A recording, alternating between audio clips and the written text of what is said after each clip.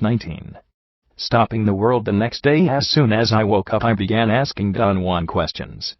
He was cutting firewood in the back of his house, but Don Genaro was nowhere in sight. He said that there was nothing to talk about. I pointed out that I had succeeded in remaining aloof and had observed Don Genaro swimming on the floor without wanting or demanding any explanation whatsoever, but my restraint had not helped me to understand what was taking place. Then, after the disappearance of the car, I became automatically locked in seeking a logical explanation, but that did not help me either. I told Don Juan that my insistence on finding explanations was not something that I had arbitrarily devised myself just to be difficult, but was something so deeply ingrained in me that it overruled every other consideration.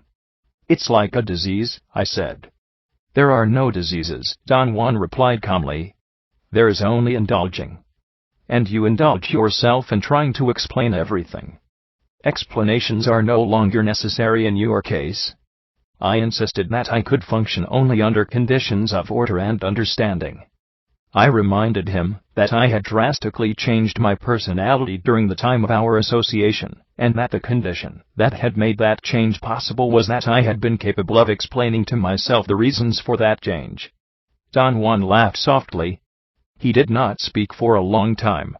"You are very clever," he finally said. "You go back to where you have always been. This time you are finished, though. You have no place to go back to. I will not explain anything to you anymore.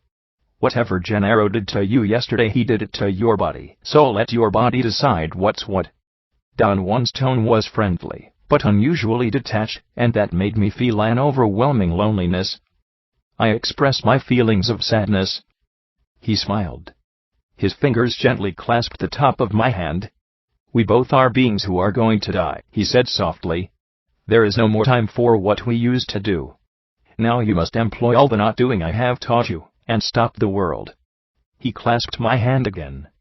His touch was firm and friendly. It was like a reassurance that he was concerned and had affection for me, and at the same time it gave me the impression of an unwavering purpose. "This is my gesture for you," he said, holding the grip he had on my hand for an instant. "Now you must go by yourself into those friendly mountains." He pointed with his chin to the distant range of mountains towards the southeast. He said that I had to remain there until my body told me to quit and then return to his house. He let me know that he did not want me to say anything, or to wait any longer by shoving me gently in the direction of my car. "What am I supposed to do there?" I asked. He did not answer but looked at me, shaking his head. "No more of that," he finally said. Then he pointed his finger to the southeast. "Go there," he said cuttingly. I drove south, and then east, following the roads I had always taken when driving with Don Juan.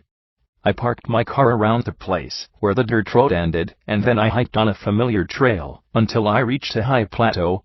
I had no idea what to do there. I began to meander, looking for a resting place. Suddenly I became aware of a small area to my left. It seemed that the chemical composition of the soil was different on that spot, yet when I focused my eyes on it there was nothing visible that would account for the difference.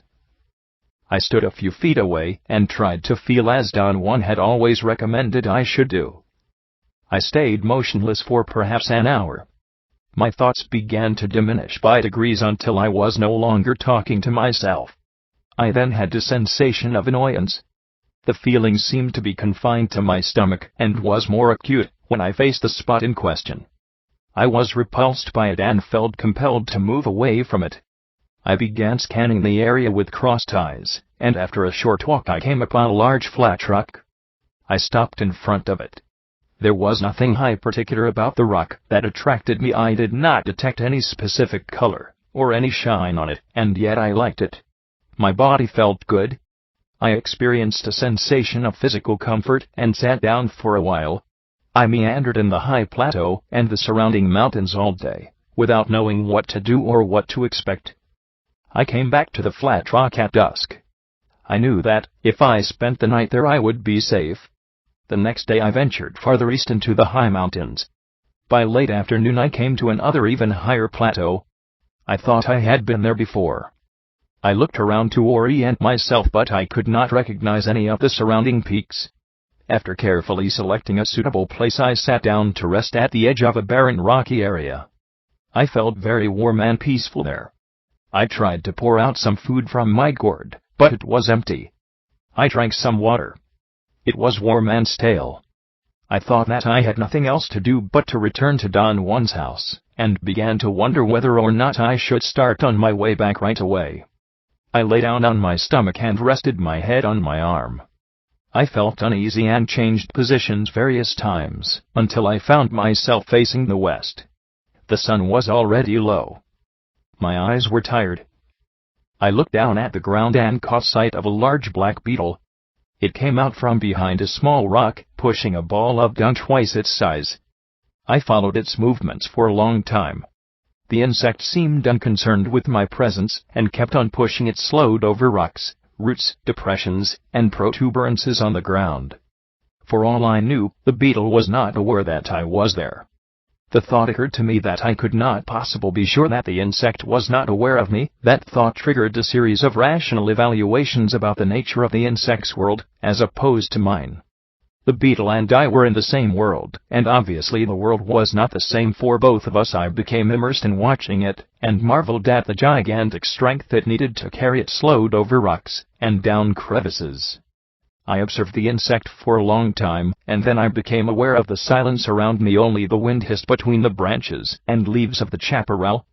I looked up, turned to my left in a quick and involuntary fashion, and caught a glimpse of a faint shadow, or a flicker on a rock a few feet away. At first I paid no attention to it, but then I realized that that flicker had been to my left. I turned again suddenly, and was able clearly to perceive a shadow on the rock. I had the weird sensation that the shadow instantly slid down to the ground, and the soil absorbed it, as a blotter dries an ink blotch. A chill ran down my back. The thought crossed my mind that death was watching me, and the beetle. I looked for the insect again, but I could not find it. I thought that it must have arrived at its destination, and then had dropped its load into a hole in the ground. I put my face against a smooth rock. The beetle emerged from a deep hole, and stopped a few inches away from my face. It seemed to look at me, and for a moment I felt that it became aware of my presence, perhaps as I was aware of the presence of my death. I experienced a shiver. The beetle and I were not that different after all. Death, like a shadow, was stalking both of us from behind the boulder. I had an extraordinary moment of elation. The beetle and I were on a par. Neither of us was better than the other. Our death made us equal. My elation and joy were so overwhelming that I began to weep. Don Juan was right. He had always been right. I was living in a most mysterious world, and, like everyone else, I was a most mysterious being, and yet I was no more important than a beetle. I wiped my eyes, and as I rubbed them with the back of my hand I saw a man, or something which had the shape of a man. It was to my right about 50 yards. I sat up straight and strained to see. The sun was almost on the horizon, and its yellowish glow prevented me from getting a clear view. I heard a peculiar roar at that moment. It was like the sound of a distant jet plane. As I focused my attention on it, the roar increased to a prolonged sharp metallic whizzing, and then it softened until it was a mesmerizing, melodious sound. The melody was like the vibration of an electrical current.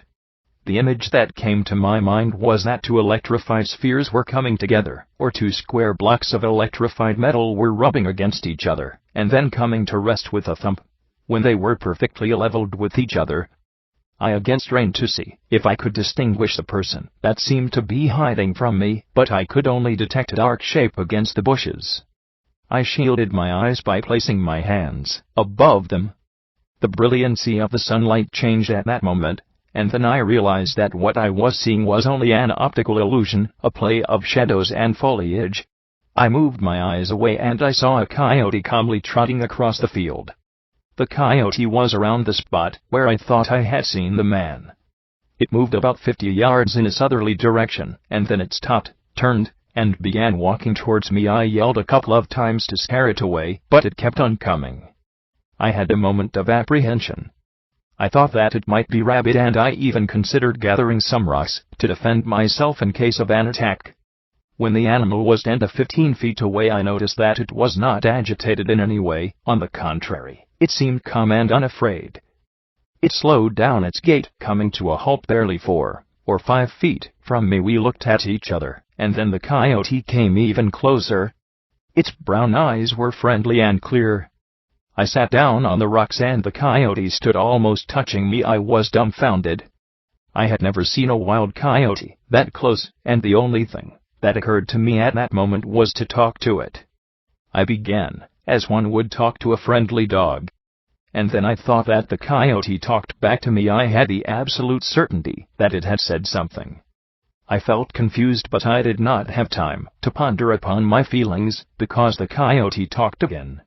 It was not that the animal was voicing words the way I am accustomed to hearing words being voiced by human beings. It was rather a feeling that it was talking. But it was not like a feeling that one has when a pet seems to communicate with its master either. The coyote actually said something. It relayed a thought, and that communication came out in something quite similar to a sentence. I had said, "How are you, little coyote?" And I thought I had heard the animal respond, "I'm all right, and you?" Then the coyote repeated the sentence and I jumped to my feet. The animal did not make a single movement. It was not even startled by my sudden jump. Its eyes were still friendly and clear. It lay down on its stomach and tilted its head, and asked, "Why are you afraid?" I sat down facing it and I carried on the weirdest conversation I had ever had. Finally it asked me what I was doing there, and I said, I had come there to stop the world. The coyote said, "Que bueno." And then I realized that it was a bilingual coyote. The nouns and verbs of its sentences were in English, but the conjunctions and exclamations were in Spanish. The thought crossed my mind that I was in the presence of a Chicano coyote. I began to laugh at the absurdity of it all, and I laughed so hard that I became almost hysterical. Then the full weight of the impossibility of what was happening struck me and my mind wobbled. The coyote stood up and our eyes met. I stared fixedly into them. I felt they were pulling me, and suddenly the animal became iridescent. It began to glow. It was as if my mind were replaying the memory of another event that had taken place 10 years before, when under the influence of peyote I witnessed the metamorphosis of an ordinary dog into an unforgettable iridescent being. It was as though the coyote had triggered the recollection, and the memory of that previous event was summoned, and became superimposed on the coyote's shape. The coyote was a fluid, liquid, luminous being. Its luminosity was dazzling. I wanted to cover my eyes with my hands, to protect them, but I could not move. The luminous being touched me in some undefined part of myself, and my body experienced such an exquisite, indescribable warmth and well-being that it was as if the touch had made me explode. I became transfixed. I could not feel my feet, or my legs, or any part of my body, yet something was sustaining me erect. I have no idea how long I stayed in that position. In the meantime, the luminous coyote and the hilltop where I stood melted away. I had no thoughts or feelings. Everything had been turned off and I was floating freely. Suddenly I felt that my body had been struck, and then it became enveloped by something that kindled me. I became aware then that the sun was shining on me. I could vaguely distinguish a distant range of mountains towards the west. The sun was almost over the horizon. I was looking directly into it, and then I saw the lines of the world. I actually perceived the most extraordinary profusion of fluorescent white lines which crisscrossed everything around me. For a moment I thought that I was perhaps experiencing sunlight, as it was being refracted by my eyelashes. I blinked, and looked again. The lines were constant, and were superimposed on, or were coming through everything in the surroundings. I turned around and examined an extraordinarily new world. The lines were visible and steady even if I looked away from the sun. I stayed on the hilltop in a state of ecstasy for what appeared to be an endless time, yet the whole event may have lasted only a few minutes, perhaps only as long as the sun shone before it reached the horizon, but to me it seemed an endless time. I felt something warm and soothing oozing out of the world, and out of my own body. I knew I had discovered a secret. It was so simple. I experienced an unknown flood of feelings. Never in my life had I had such a divine euphoria, such peace, such an encompassing grasp, and yet I could not put the discovered secret into words, or even into thoughts, but my body knew it. Then I either fell asleep or I fainted. When I again became aware of myself, I was lying on the rocks. I stood up. The world was as I had always seen it. It was getting dark and I automatically started on my way back to my car. Don Juan was alone in the house when I arrived the next morning. I asked him about Don Genaro, and he said that he was somewhere in the vicinity, running an errand. I immediately began to narrate to him the extraordinary experiences I had had. He listened with obvious interest. "You have simply stopped the world," he commented after I had finished my account. We remained silent for a moment, and then Don Juan said that I had to thank Don Genaro for helping me. He seemed to be unusually pleased with me. He patted my back repeatedly and chuckled. "But it is inconceivable that a coyote could talk," I said. "It wasn't talk," Don Juan replied. "What was it then?" "Your body understood for the first time. But you failed to recognize that it was not a coyote to begin with, and that it certainly was not talking the way you and I talk."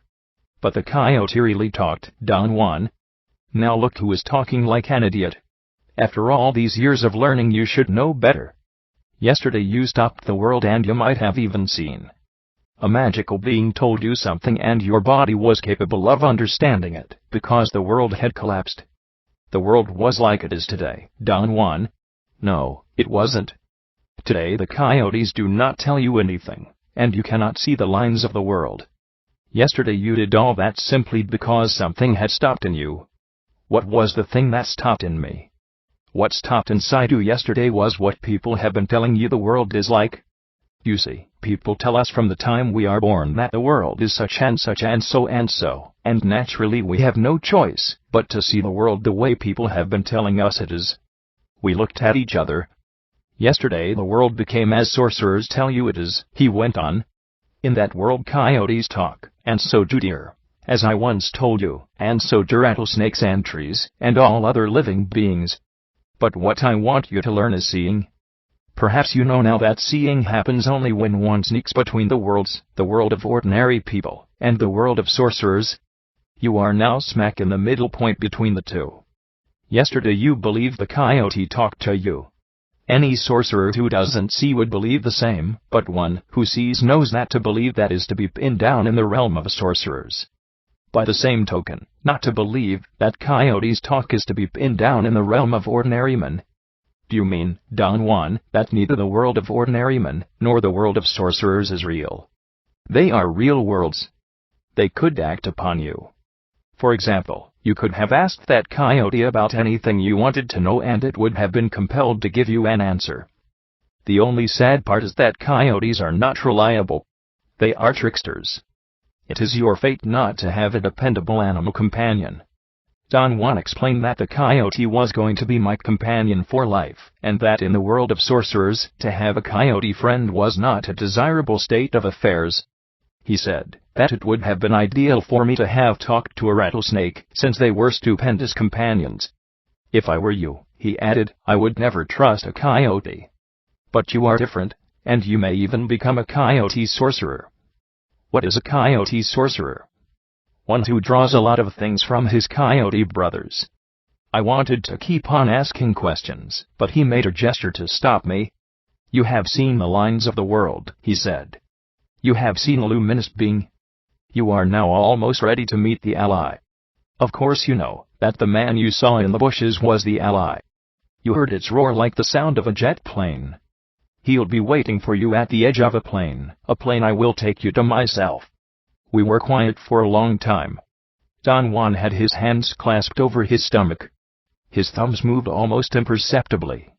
"Genaro will also have to go with us to that valley," he said all of a sudden. "He is the one who has helped you to stop the world." Don Juan looked at me with piercing eyes. "I will tell you one more thing," he said, and laughed. "It really does matter now. Genaro never moved your car from the world of ordinary men the other day. He simply forced you to look at the world like sorcerers do, and your car was not that world. Genaro wanted to soften your certainty. His clowning told your body about the absurdity of trying to understand everything. And when he flew his kite you almost saw. You found your car and you were in both worlds. The reason we nearly split our guts laughing was because you really thought you were driving us back from where you thought you had found your car. But how did he force me to see the world as sorcerers do? I was with him. We both know that world. Once one knows that world, all one needs to bring it about is to use that extra ring of power I have told you sorcerers have. Genaro can't do that as easily as snapping his fingers. He kept you busy turning over rocks in order to distract your thoughts and allow your body to see. I told him that the events of the last 3 days had done some irreparable damage to my idea of the world. I said that during the 10 years I had been associated with him I had never been so moved, not even during the times I had ingested psychotropic plants. Power plants are only an aid, Don Juan said. The real thing is when the body realizes that it 149 can see. Only then is one capable of knowing that the world we look at every day is only a description. My intent has been to show you that. Unfortunately, you have very little time left before the ally tackles you. Does the ally have to tackle me? There is no way to avoid it. In order to see, one must learn the way sorcerers look at the world, and thus the ally has to be summoned, and once that is done it comes. Couldn't you have taught me to see without summoning the ally? No, in order to see one must learn to look at the world in some other fashion, and the only other fashion I know is the way of a sorcerer. 20. Journey to Ixtlan. Genaro returned around noon, and at Don Juan's suggestion the three of us drove down to the range of mountains where I had been the day before. We hiked on the same trail I had taken, but instead of stopping in the high plateau, as I had done, we kept on climbing until we reached the top of the lower range of mountains. Then we began to descend into a flat valley. We stopped to rest on top of a high hill. Don Genaro picked the spot. I automatically sat down, as I have always done in their company, with Don Juan to my right and Don Genaro to my left, making a triangle. The desert chaparral had acquired an exquisite moist sheen. It was brilliantly green after a short spring shower. Genaro is going to tell you something, Don Juan said to me all of a sudden. He is going to tell you the story of his first encounter with his ally. Isn't that so, Genaro? There was a tone of coaxing in Don Juan's voice. Don Genaro looked at me and contracted his lips until his mouth looked like a round hole. He curled his tongue against his palate, and opened and closed his mouth, as if he were having spasms. Don Juan looked at him and laughed loudly. I did not know what to make out of it. What's he doing? I asked Don Juan. He's a hen, he said. A hen. Look at his mouth. That's the hen's ass, and it is about to lay an egg. The spasms of Don Genaro's mouth seemed to increase. He had a strange, crazy look in his eyes.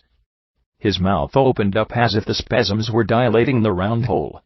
He made a croaking sound in his throat, folded his arms over his chest with his hands bent inward, and then unceremoniously spat out some phlegm. Damn it. It wasn't an egg, he said with a concerned look on his face. The posture of his body and the expression on his face were so ludicrous that I could not help laughing. Now that Genaro almost laid an egg, maybe he will tell you about his first encounter with his ally, Don Juan insisted. Maybe, Don Genaro said, uninterested. I pleaded with him to tell me. Don Genaro stood up, stretched his arms, and back. His bones made a cracking sound. Then he sat down again. I was young when I first tackled my ally, he finally said. I remember that it was in the early afternoon. I had been in the field since daybreak and I was returning to my house. Suddenly from behind a bush, the ally came out and blocked my way. He had been waiting for me, and was inviting me to wrestle him. I began to turn around in order to leave him alone, but the thought came to my mind that I was strong enough to tackle him. I was afraid though. A chill ran up my spine and my neck became stiff as a board. By the way, that is always the sign that you're ready. I mean, when your neck gets hard. He opened up his shirt and showed me his back.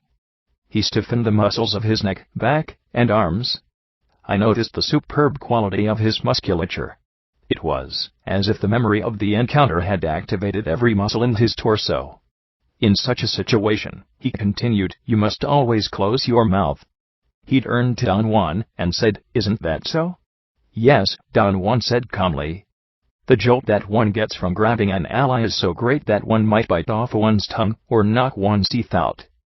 One's body must be straight and well grounded, and the feet must grab the ground.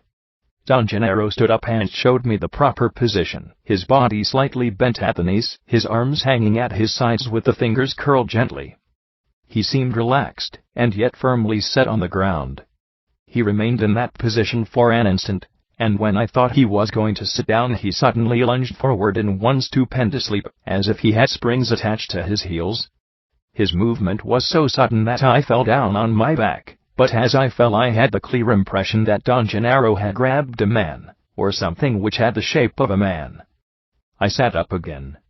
Don Genaro was still maintaining a tremendous tension all over his body. Then he relaxed his muscles abruptly, and went back to where he had been sitting before and sat down. "Carlos just saw your ally right now," Don Juan remarked casually, "but he's still weak, and fell down." "Did you?" Don Genaro asked in a naive tone, and enlarged his nostrils. Don Juan assured him that I had seen it.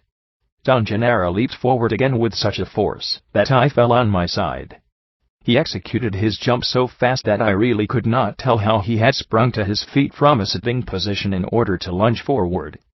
Both of them laughed loudly, and then Don Genaro changed his laughter into a howling indistinguishable from a coyote's. "Don't think that you have to jump as well as Genaro in order to grab your ally," Don Juan said in a cautioning tone. "Genaro jumps so well because he has his ally to help him. All you have to do is to be firmly grounded in order to sustain the impact. You have to stand just like Genaro did before he jumped, then you have to leap forward and grab the ally." "He's got to kiss his medallion first," Don Genaro interjected. Don Juan, with feigned severity, said that I had no medallions. "What about his notebooks?" Don Genaro insisted. "He's got to do something with his notebooks, put them down somewhere before he jumps, or maybe he'll use his notebooks to beat the ally." "I'll be damned," Don Juan said with seemingly genuine surprise. "I have never thought of that. I bet it'll be the first time an ally is beaten down to the ground with notebooks." When Don Juan's laughter and Don Genaro's coyote howling subsided, we were all in a very fine mood. "What happened when you grabbed your ally, Don Genaro?" I asked. "It was a powerful jolt," Don Genaro said, after a moment's hesitation. He seemed to have been putting his thoughts in order. "Never would I have imagined it was going to be like that," he went on. "It was something like nothing I can tell. After I grabbed it we began to spin. The ally made me twirl, but I didn't let go. We spun through the air with such speed and force that I couldn't see any more. Everything was foggy. The spinning went on and on and on. Suddenly I felt that I was standing on the ground again. I looked at myself. The ally had not killed me. I was in one piece.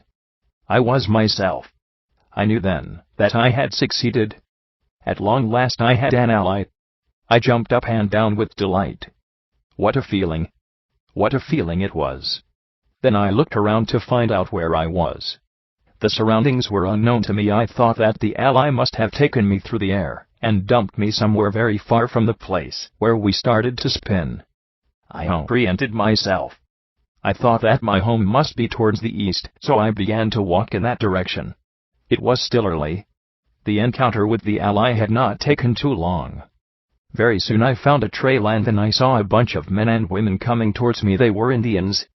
I thought they were Mazatec Indians. They surrounded me and asked me where I was going. "I'm going home to Ixtlan," I said to them.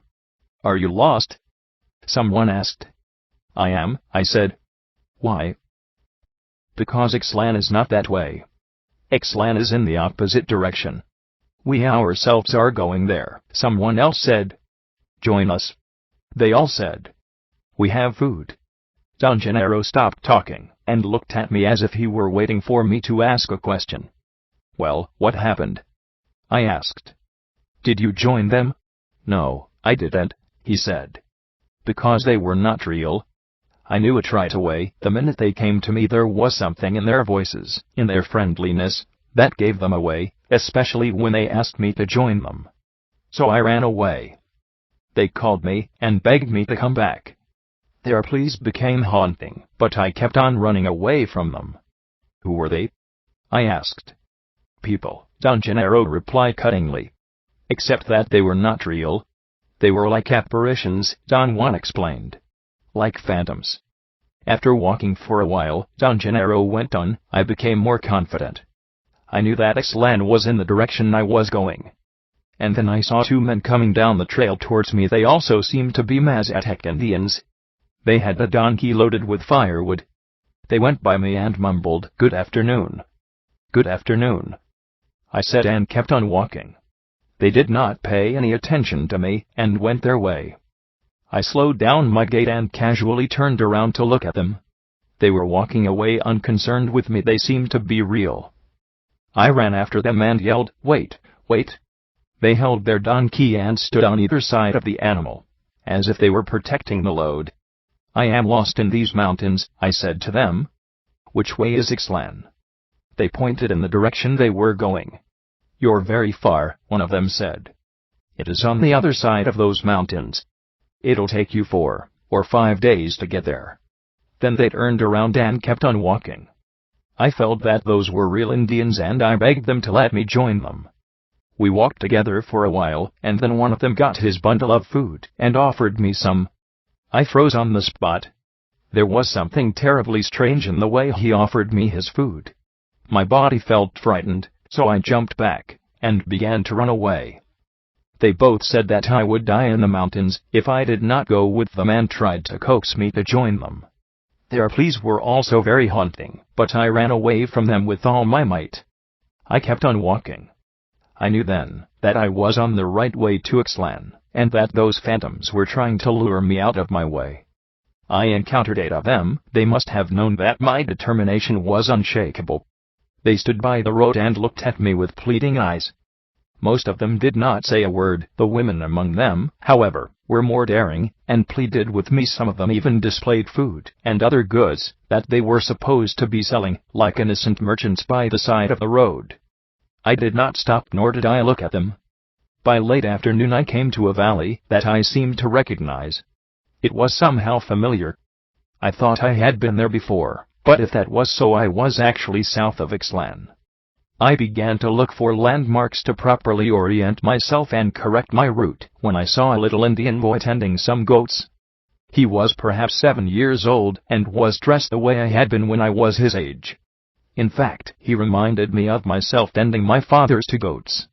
I watched him for some time. The boy was talking to himself, the same way I used to. Then he would talk to his goats. From what I knew about tending goats, he was really good at it. He was thorough and careful.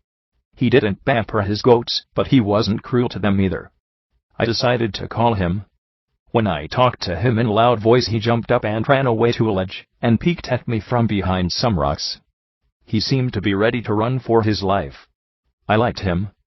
He seemed to be afraid, and yet he still found time to herd his goats out of my sight. I talked to him for a long time. I said that I was lost, and that I did not know my way to Ixtlan. I asked the name of the place where we were, and he said it was the place I had thought it was. That made me very happy. I realized I was no longer lost and pondered on the power that my ally had in order to transport my whole body that far in less time than it takes to bat an eyelash. I thanked the boy and began to walk away. He casually came out of his hiding place and herded his goats into an almost unnoticeable trail. The trail seemed to lead down into the valley. I called the boy and he did not run away. I walked towards him and he jumped into the bushes. When I came too close, I commended him on being so cautious and began to ask him some questions. "Where does this trail lead?" I asked. "Down," he said. "Where do you live?" "Down there." "Are there lots of houses down there?" "No, just one." "Where are the other houses?" The boy pointed towards the other side of the valley with indifference, the way boys his age do. Then he began to go down the trail with his goats. "Wait," I said to the boy. "I'm very tired and hungry. Take me to your folks." "I have no folks," the little boy said, and that jolted me. I don't know why, but his voice made me hesitate. The boy, noticing my hesitation, stopped and turned to me.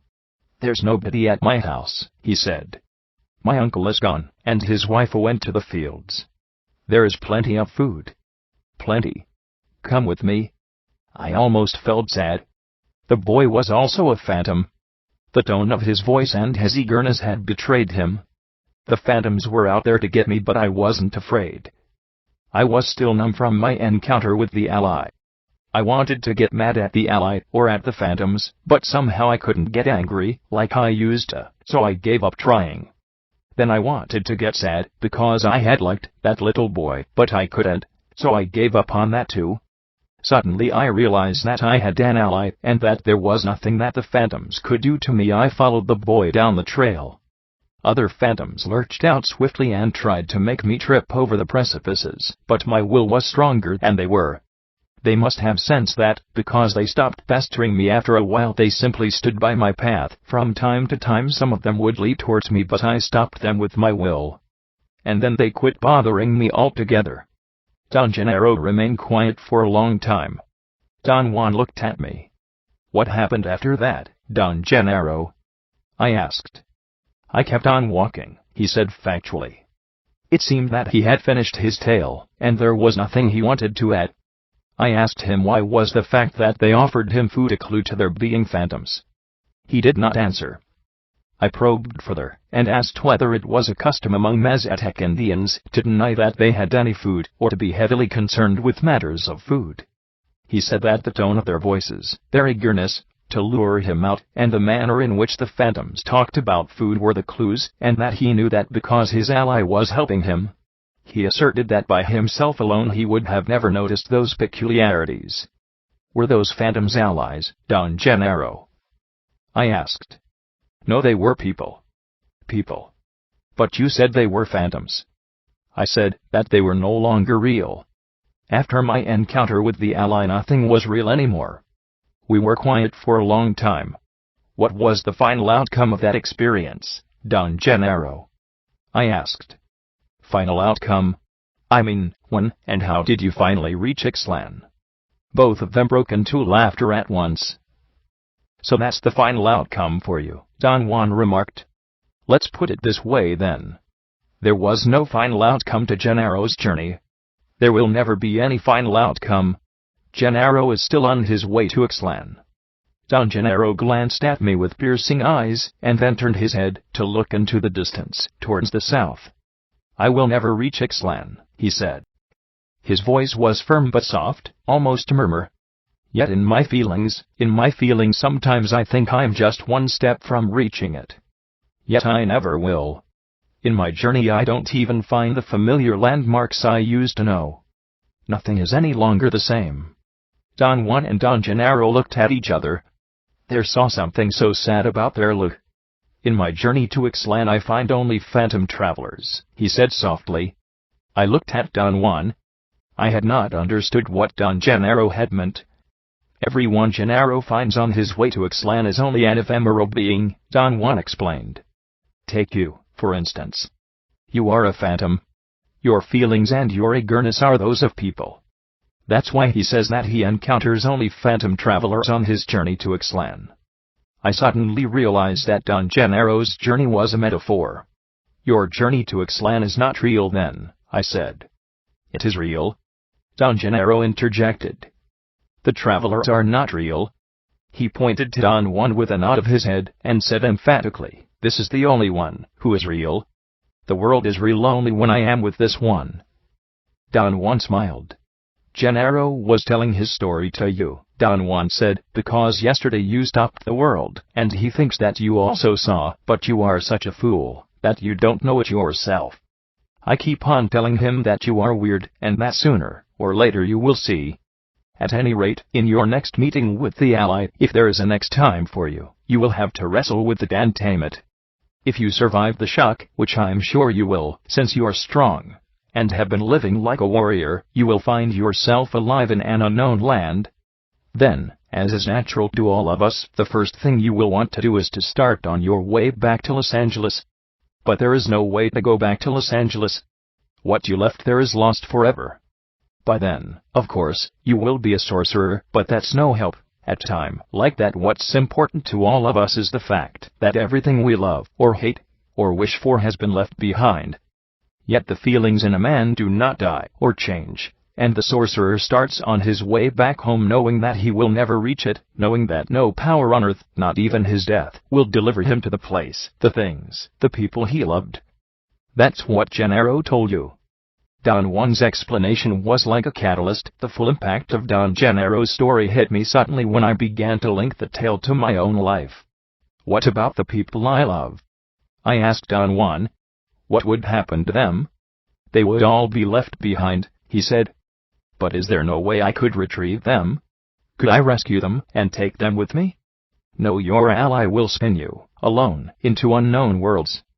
But I could go back to Los Angeles, couldn't I? I could take the bus or a plane, and go there. Los Angeles would still be there, wouldn't it? Sure, Don Juan said, laughing. And so will Manteca and Temecula and Tucson. And Tecate, Don Genaro added with great seriousness. And Piedras Negras and Tranquitas, Don Juan said, smiling.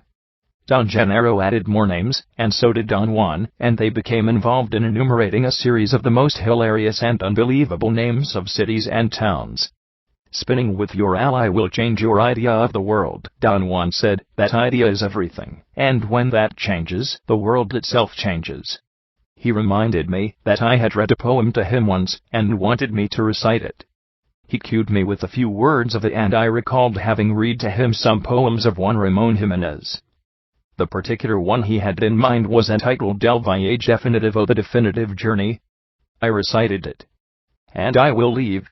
But the birds will stay, singing, and my garden will stay, with its green tree, with its water well. Many afternoons the skies will be blue and placid, and the bells in the belfry will chime as they are chiming this very afternoon. The people who have loved me will pass away, and the town will burst anew every year. But my spirit will always wander nostalgic in the same recondite corner of my flowery garden. That is the feeling Genaro is talking about, Don Juan said. In order to be a sorcerer, a man must be passionate. A passionate man has earthly belongings and things dear to him, if nothing else, just the path where he walks. What Genaro told you in his story is precisely that. Genaro left his passion in Ixtlan, his home, his people, all the things he cared for. And now he wanders around and has feelings, and sometimes, as he says, he almost reaches Ixtlan. All of us have that in common. For Genaro it is Ixtlan, for you it will be Los Angeles, for me, I did not want Don Juan to tell me about himself. He paused, as if he had read my mind. Genaro sighed, and paraphrased the first lines of the poem. I left. And the birds stayed, singing. For an instant I sensed a wave of agony, and an indescribable loneliness engulfing the three of us. I looked at Don Genaro and I knew that, being a passionate man, he must have had so many ties of the heart, so many things he cared for and left behind. I had the clear sensation that at that moment the power of his recollection was about to landslide, and that Don Genaro was on the verge of weeping. I hurriedly moved my eyes away. Don Genaro's passion, his supreme loneliness, made me cry.